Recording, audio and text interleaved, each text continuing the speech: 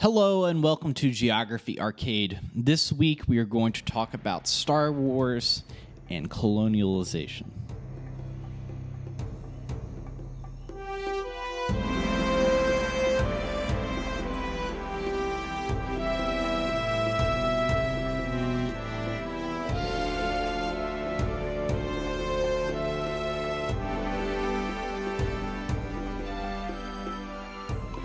So I was thinking to myself recently that I wanted to bring somebody in to talk about Star Wars, and I have my good friend Jameson here today. How you doing, Jameson? I'm doing pretty good. Thank you for having me. And you couldn't have picked a better person to talk about Star Wars, let me tell you. Oh, now Jameson, you do the Download, which is a alternative gaming news show Yep. that you can find on all the podcast services. So let's just dive right into it. I'm ready to dive into the deep end right now. Let's do it. So let's talk about your history with Star Wars. All right. Obviously, you've seen the movies, you understand. But what was the first Star Wars video game that you played? First Star Wars video game I ever played was Star Wars Rogue Squadron, followed by Shadow of the Empire. Man, Shadow of the Empire. That's Dax. Or what was his name? Do you remember? Dax. Spendar. I want to. Oh man. Dash Rendar. Yes. Rendar. I'm about to say Dax Shepard, but that is not. That's not what that is. No. Yeah, Rogue Squadron is like a pinnacle game for flying what we call in the biz the spaceships. Yep. So how many Star Wars games do you think you've played? I mean, I'm not looking for numbers, I'm not looking for a count of. I'll name them. So those two already. Pod Racer. I've played all the Lego Star Wars, every single one. Hell yeah! I'm here to represent. Even the ones on handheld like Game Boy. I played the Star Wars Episode 3 game on Game Boy and on console. That one had a really sick like Mortal Kombat Jedi battle mode. Super fun. I played Clone Wars. I played Commando. Played all the Battlefronts, the good ones and the bad ones. I've played even the old PC games, X-Wing Alliance and TIE Fighter. This looks really cool. I mean, I played Starfighter. I mean, if it's Star Wars, I probably played it. So you're kind of an expert when it comes to Star Wars games. So what elements do you think elevate a Star Wars game? Because some Star Wars games are considered lesser than, but there's some that rise to the top. Some of the best RPGs and even shooters come from the Star Wars lineup of games. So what do you think elevates that? You just made me think. I forgot Knights of the Old Republic, Outcast. I forgot the actual Old Republic. Again, if it has Star Wars in the name, I probably played it. Even mods. I think for me, there's so many things that I look for like in a Star Wars game, but one of the big things is I want it to feel like Star Wars when I'm playing, because not all the time you get into a game and it's like, oh man, this is Star Wars. Sometimes it's like, this is just another video game. And I got that a little bit with the most recent Battlefronts. I would say, it's like, oh man, this is a Star Wars game, but it's not like I don't feel like I'm in Star Wars. But one thing I will give them credit for is the sound effects in that were absolutely amazing. It was very much movie grade sound quality in those most recent Battlefronts. And that was one thing that definitely got me, because, you play the older games and it's like, oh man, this is super exciting and stuff. But then when you add in the top tier visuals and the top tier sound, that's what really kind of pieces it all together for me. But I kind of look for different things, but the sound and the visuals are kind of there, because it's just, it has to feel like Star Wars and not like something else. For me, Battlefront felt like Battlefield, but with Star Wars. That's the easiest example I can think of. Yeah, I think there's like a cohesive even like the Millennium Falcon has to look like the Millennium Falcon, but even if you see another ship or something, it has to look like you can tell the difference between a spaceship and a spaceship that's in Star Wars. Like you Yeah. can, there is some visual design, but I really, I guess, jumping off of that spaceship idea, spaceships are pretty big when it comes to the games themselves. Rogue Squadron, all of the. I even liked the third one. I think that was Rebel Strike. Most recently, Battlefront 2, and now we're coming out with this new game called Star Wars Squadrons, which Yep. looks really cool. So, what do you think? Why do you think that spaceships are so characterized in Star Wars? And what do you think adds to that character with spaceships? So originally, and I've actually, this is how much I love Star Wars. Is I even took a course, a film course called that was it was film topics, George Lucas and Steven Spielberg. I needed an extra credit, and I was like, come on, we're gonna watch George Lucas and Steven Spielberg movies and write about it. Yeah. Sign me up. Um, and so, you know, George Lucas's whole thing, when he wrote Star Wars, it's very much based on, the hero's journey. Classic tales like King Arthur, Odysseus, it's that kind of stuff. And it's this all about this battle between good and evil, and will the characters, triumph against evil. And so the way I see it is that the everything in Star Wars is an extension of that.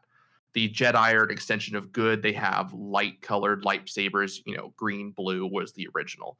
And then, the Sith are, red, it's power, it's evil. They have black. And so it's the same thing kind of with the Empire. Their ships are very angular, they're very harsh, they're very industrial looking. They're all meant to convey this intimidating, powerful aura. And then you get to like the rebellion, and we see lots of, especially with the Mon Calamari ships, we see lots of smooth and soft. And you again, because the rebellion is supposed to be like the people's group, you see lots of different styles of ships. Um, so that's kind of what I think he was going for in terms of like the ship design.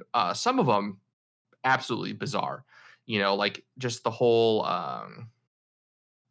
different wing series, the A wing, the B wing, the X wing, the Y wing. Some of them pretty obvious why, but then you get others like the B wing. It's like, what is this weird foldy cross looking thing? So yeah, and then they kind of just expanded on that as they added more movies. You start to see so many different designs. I think probably one of my favorite things growing up was one of my friends had this. Must have come out in the early 2000s, like 2003, and it was like an encyclopedia of Star Wars, and each page was all that it had a page about the ship, talked about it, told you who made it, all of its armaments, and had all these descriptions.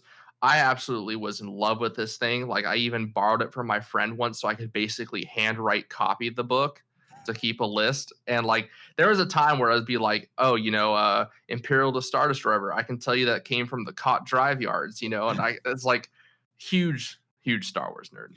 Did you have the I just ran across it. I could probably put my hands on it right now. The books that had the ships where you could see inside them, and they had all of the different little bits and bobs. I love that. Yeah, I love that. I'd seen a post on Reddit, and I was like, I'm curious if I still have those, and managed to put my hands on it. I was like, oh my gosh, crazy.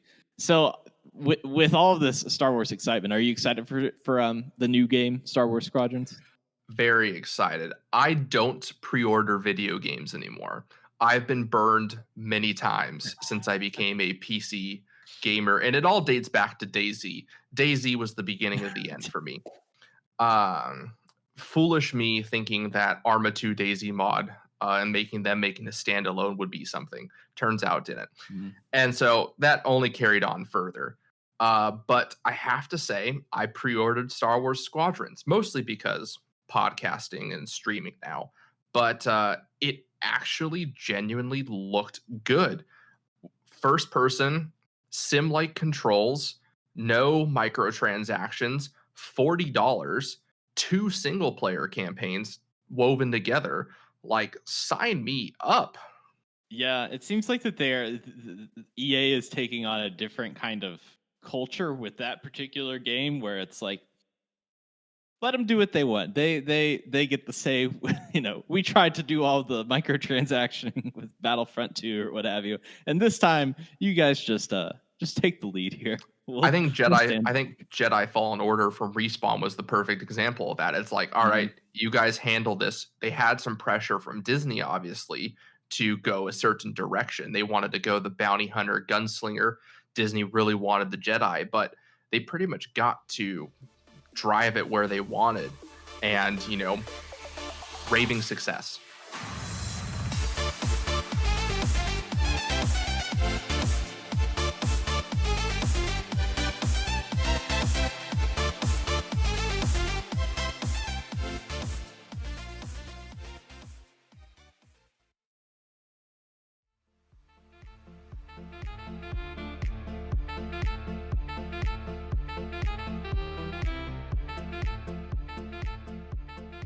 Over this strange time, I've been thinking about Star Wars, and particularly the Galactic Empire. I've been watching videos of cosplays from the 501st and a number of different, I guess, pitches in relation to stormtroopers and mainly some of the comedy elements from the show The Mandalorian with stormtroopers. I think one of them was played by Jason Sudeikis.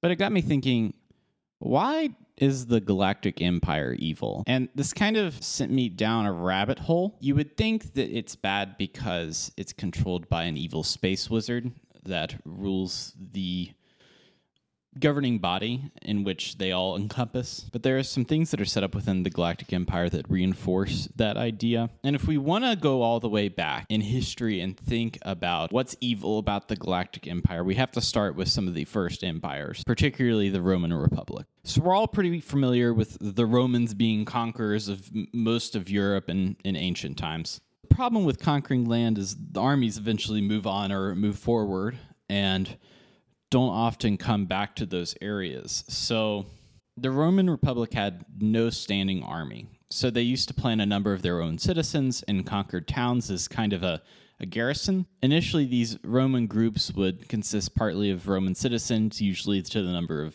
about 300.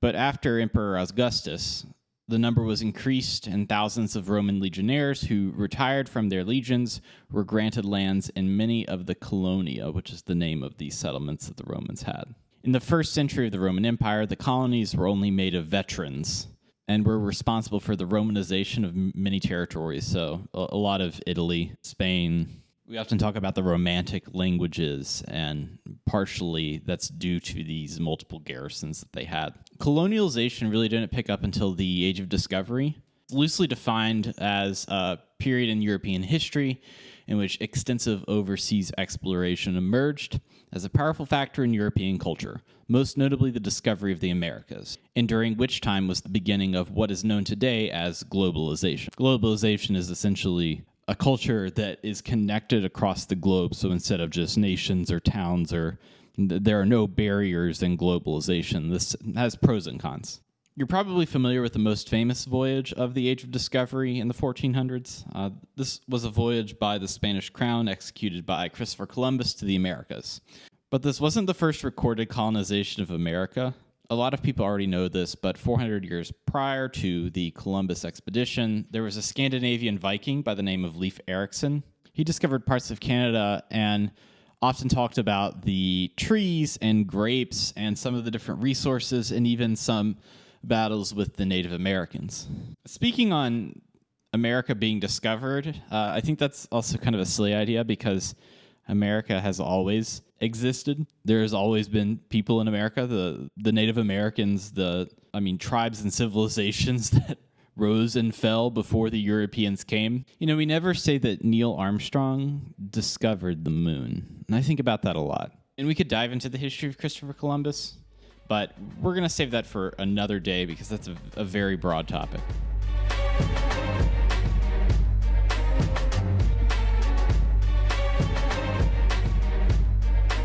So let me walk you through how colonialization works. And this is in broad terms. This is mainly a step-by-step of how to colonize somewhere. So normally the process is to send an expeditionary force to establish an outpost. This is what Christopher Columbus was. This is what Sir Walter Raleigh and the Jamestown. This was the Roanoke Island. That was your expeditionary force that would go and establish that outpost. The second part, which is often where people stumbled over at first, was fund them with resources. And these resources were to kind of start businesses, but mainly they were to survive, but also to kill and enslave the local populace. So obviously the people that were already there were not very happy about these colonizers out there killing them. So once the colonizers deemed it safe, they create a primary resource commodity that the colony sells in order to generate revenue. This is often crops, particularly in the American South. Tobacco was a thing and was a thing for hundreds of years and still is a thing today. But that was, I believe, their primary cash crop. And I think it was the cash crop for most of the American colonies.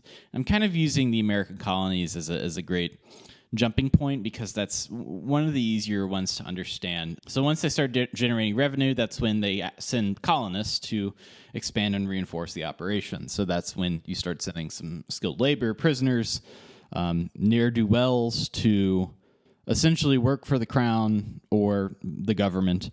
And that's how they keep all of the operations running and keep kind of a caste system in place. Of course, there was indentured servitude and slave trade. Colonialization is something that the rich really profited from. It was not meant for people of poor economy, outsiders.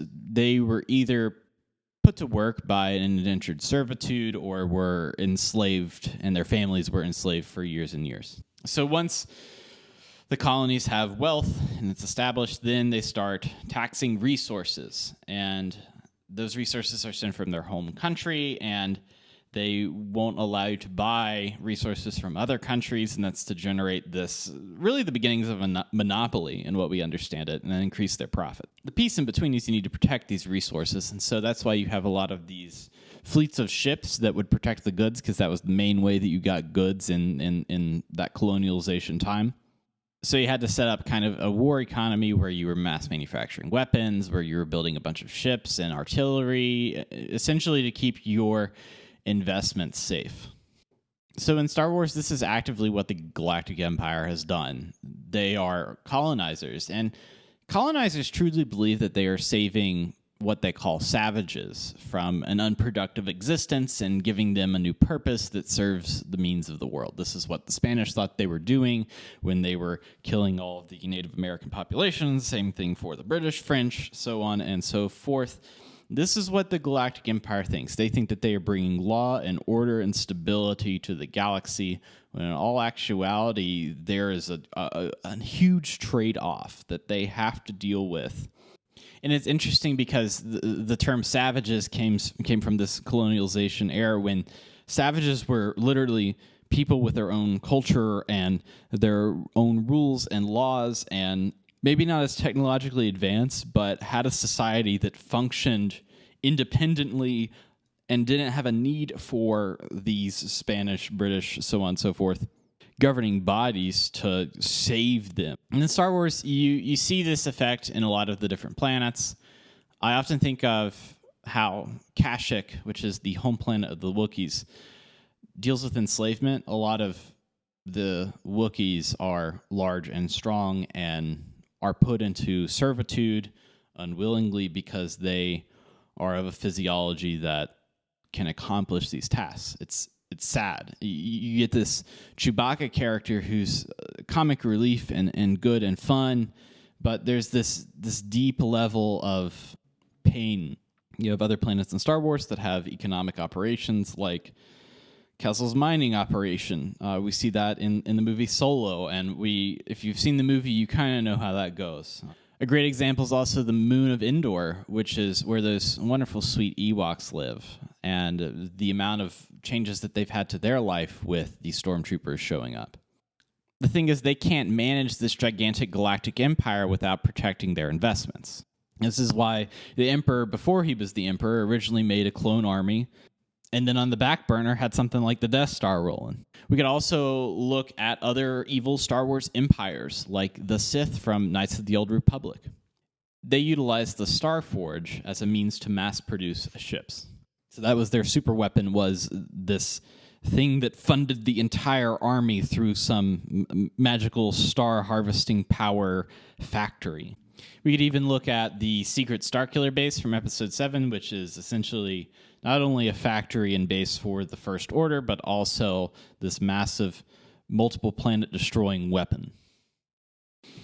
There's a cycle that it kind of plays out in the background of the Star Wars movies and games, in that the native populations tend to remain rightfully furious from the beginning of the Imperial occupation.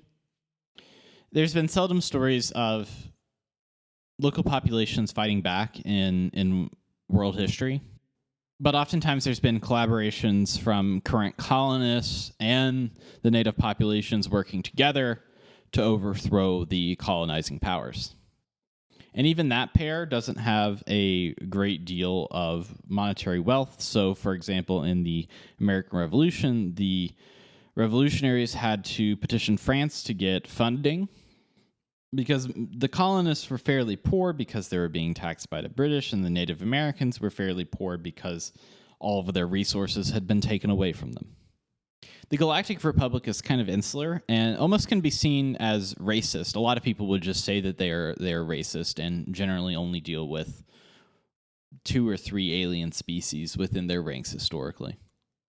The rebellion has this advantage, though. While they're smaller, they can work with these local populations to ensure freedom for both. I think that there's a line, though, in those stories where they shouldn't be the quote-unquote saviors of these people. The native population should be their own saviors for themselves. But it goes to serve the purpose of Star Wars, much like the Ewoks of Endor working together with the Rebel Alliance. Obviously, they didn't have blasters, but they had wooden logs and stones to throw at the different machinations of the Galactic Empire, or even some political folks like Lando on Cloud City, or even in the sequel trilogy, like the rebels working with slaves on the casino planet to overthrow this rich getting richer scheme. When Star Wars came out, it was very easily... When Star Wars came out, it was pretty easy for Americans to picture themselves as the heroes because of the American Revolution. The Americans were the ones that overthrew the evil British Empire with all of their resources and same uniforms with the redcoats, and that was us, and we win, and we worked with people, and we had saved our country and have completed our rebellion. But George Lucas was inspired by a different story. He was inspired by Vietnam. And the Vietnam occupation was heavily politicized in America, and there were massive amounts of protests against the direction that the federal government was taking our country into these foreign wars. George Lucas saw the original trilogy as an allegorical protest of the U.S. involvement in Vietnam. The movies had definitive bad and good guys, so most moviegoers saw this plucky rebellion through the lens of the American Revolution. In truth, the most recent country evolved in mass-producing arms, colonizing foreign settlements, and using massive weapons of destruction was America. The young, plucky rebellion utilizing alternative fighting methods and trying to survive was the Viet Cong. Oftentimes we think about globalization as a good thing, but sometimes it can be a double-edged sword. Right now, human rights are constantly improving by the connecting nature that began with colonization and most recently was expanded by the internet age. But cultures are slowly dying due to homogenization and gentrification. War over resources and politics is easier to spot, but the true colonialization progress is happening with memes, TV, and even video games. After doing my research, it seems like the Galactic Empire are indeed the quote-unquote bad guys. Even with good intentions, an immense amount of direct suffering occurs because of their actions. But gosh, those red lightsabers do look pretty cool.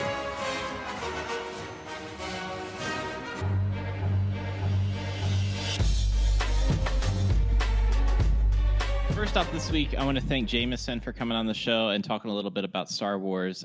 Jameson, why don't you tell the people what you've got going on in your life and what you're up to? Yeah, so for those of you that don't know, I am one of the co-hosts of the Download Alternative Gaming News.